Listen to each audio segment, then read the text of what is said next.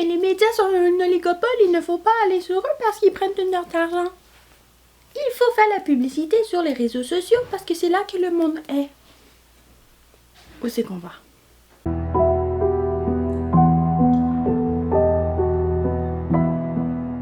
Alors les copines, aujourd'hui on se retrouve pour parler du livre Tenir tête aux géants du web d'Alain Fournier, que j'ai lu in extremis. Je vous explique pourquoi. Dans le fond, ce livre-là, je l'ai connu dans mon bac en communication. Il y a plusieurs profs qui l'ont abordé.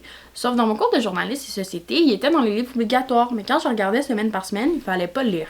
Tandis que mon amie qui avait eu le même cours une session auparavant, elle avait des pages à lire à chaque semaine et elle devait l'utiliser dans les rapports de lecture. Mais pas que moi, donc ça a fait que je l'ai réservé en janvier et que je l'ai pas lu jusqu'à temps que je ne puisse plus le réserver et qu'il restait une semaine. Mais ma vie étant occupée, j'avais pas le temps, mais j'ai fait le temps. Donc j'ai lu jusqu'à minuit le soir et le dernier jour où qui était dû, je me suis levée à 7h30 du matin pour les lire. Parce qu'il me restait genre 50 pages, puis j'avais même pas une heure devant moi.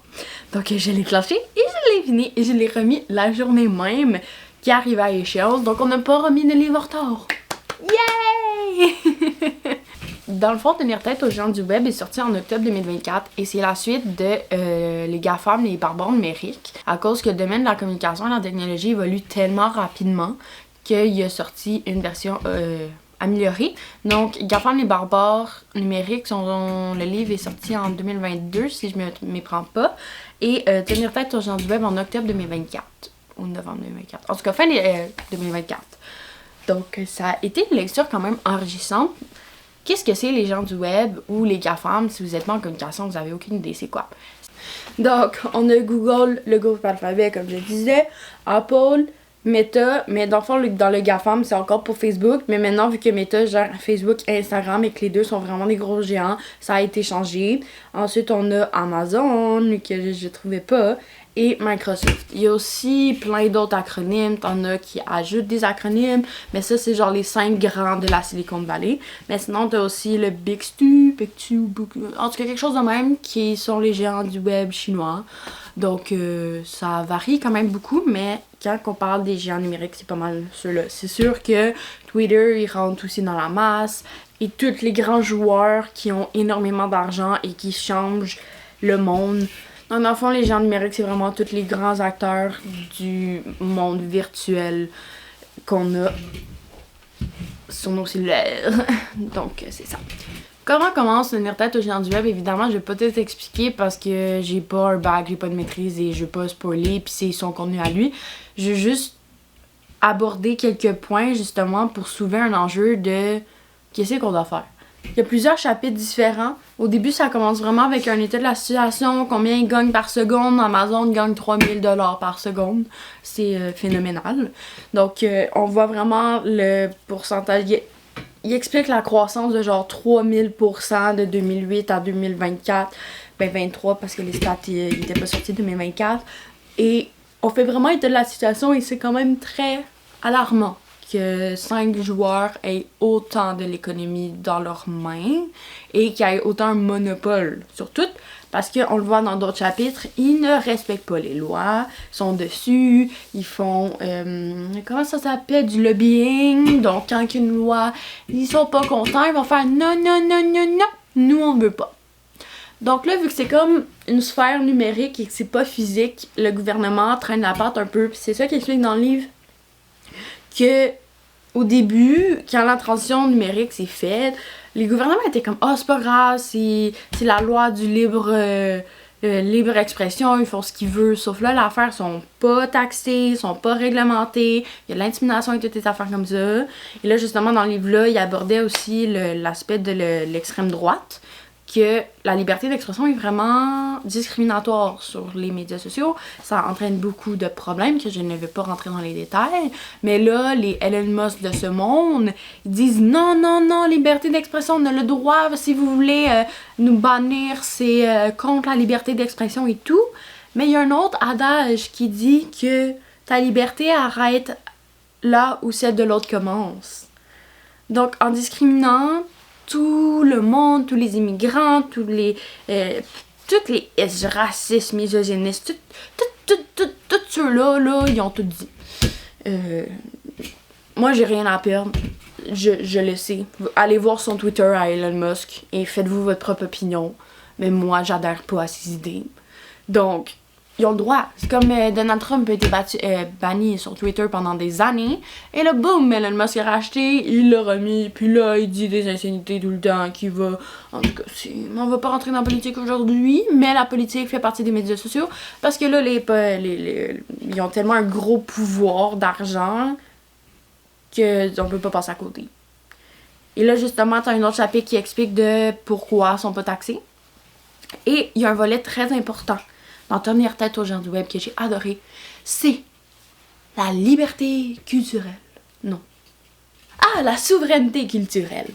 Qu'est-ce que ça veut dire, ça? Histoire du Québec. On est les seuls francophones au Canada et on doit se battre pour garder notre langue française. Ici, vous avez ouvert votre petit réseau social et que vous allez sur la page d'accueil. Les chances sont très fortes que vous ayez du contenu anglo-saxon proposé.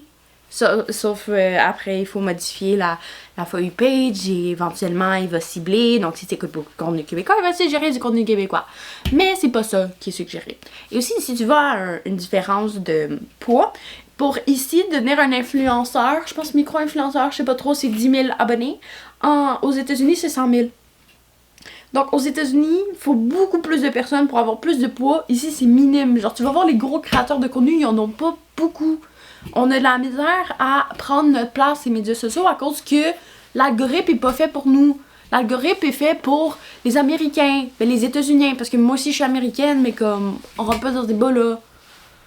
Les États-Unis d'Amérique, comme s'il y avait pas un... C'est 2 continents en Amérique, ok? Tout ça pour dire que le Québec a de la misère à se faire de la place. Et là aussi, t'as la grosse discussion de qu'est-ce qui se passe avec nos médias traditionnels. Est-ce que la télé va mourir? Est-ce que les journaux... Ben, les journaux sont déjà en train de mourir. Mais est-ce que les livres meurent? Qu'est-ce que... Genre... Il y a tellement de changements. Et là, les revenus publicitaires sont en train de migrer des médias traditionnels pour aller sur les médias sociaux. Et là, ils perdent ça. Donc...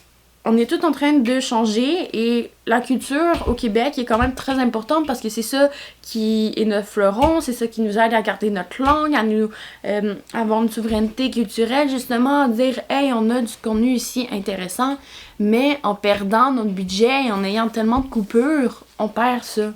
On perd la chance de faire les choses. Et quand le gouvernement a essayé d'avoir de l'argent, justement, sur les publicités des médias canadiens, Meta et Instagram ont tiré la plug.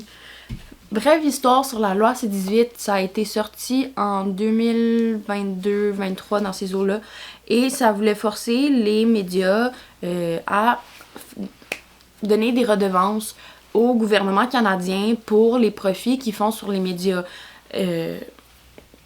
Sur les médias plus traditionnels qui ont des comptes en ligne, donc dans le fond, tout le partage des nouvelles et tout ça, ils se faisaient des pubs. Parce que l'affaire, c'est qu'avant, les médias, ben, surtout les journaux, ils fonctionnaient énormément avec la pub.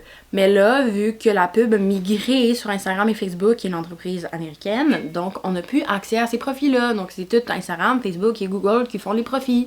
Donc là, le gouvernement a fait une loi pour qu'ils donnent des redevances. Google a accepté de payer un montant pour 4 ans, puis c'est pas énormément beaucoup. C'est ça justement que je vous disais, que genre ils disaient non, je suis au-dessus de la loi. C'est intense. Et Instagram et Facebook, au lieu de payer sur l'argent qui se faisait, ils ont juste décidé de bannir tous les médias des réseaux sociaux.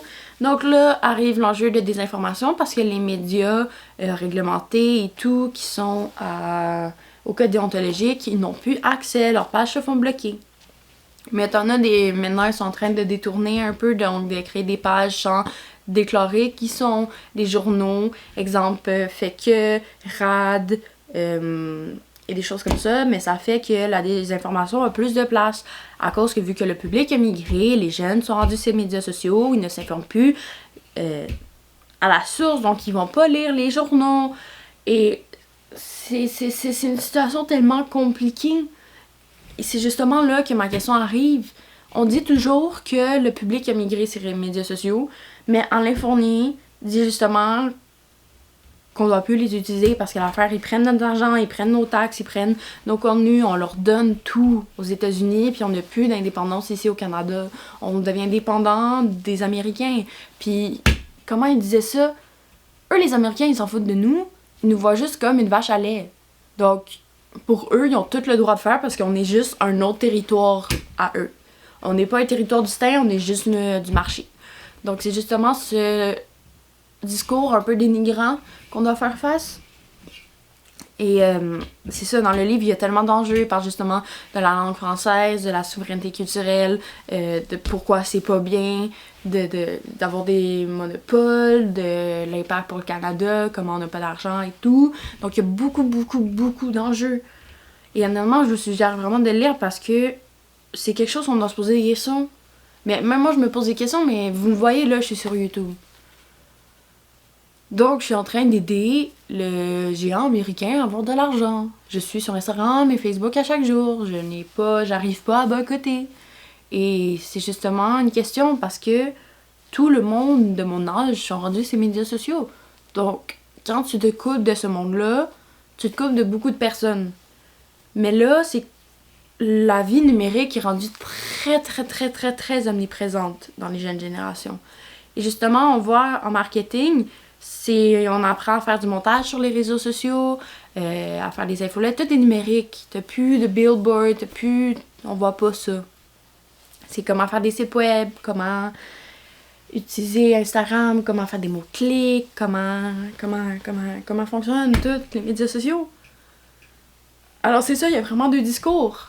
De ceux qui veulent vendre et qui utilisent cet outil capitaliste qui est les médias sociaux, qui est les GAFAM, les GAMAM, les géants numériques de ce monde, qui sont tous américains à cause qu'ils viennent de la Silicon Valley et qui s'en foutent un peu de nous, mais ils veulent juste dominer tout le monde avec leurs idéologies, versus les préoccupations qu'on a puis le fait qu'on devrait pas nécessairement les encourager. On a laissé tellement de choses aller, ils ne payent pas d'impôts, ils payent presque pas d'impôts. Tandis qu'on a un produit, ils vendent nos données personnelles, ils nous empêchent d'avoir notre place au Québec, de nous faire découvrir. T'as tout l'enjeu de la découvrabilité aussi. Et t'as tellement d'enjeux de même. Et malheureusement, il n'y a pas de bonne réponse. Justement, dans sa conclusion, il soulevait des pistes de solutions qu'il fallait réglementer, qu'il fallait que le gouvernement prenne sa place et qu'il se laisse pas faire, parce que là, ils sont en train de choisir pour eux-mêmes. Ils disent on est au-delà des lois, mais il faut faire appliquer les lois, il faut réglementer.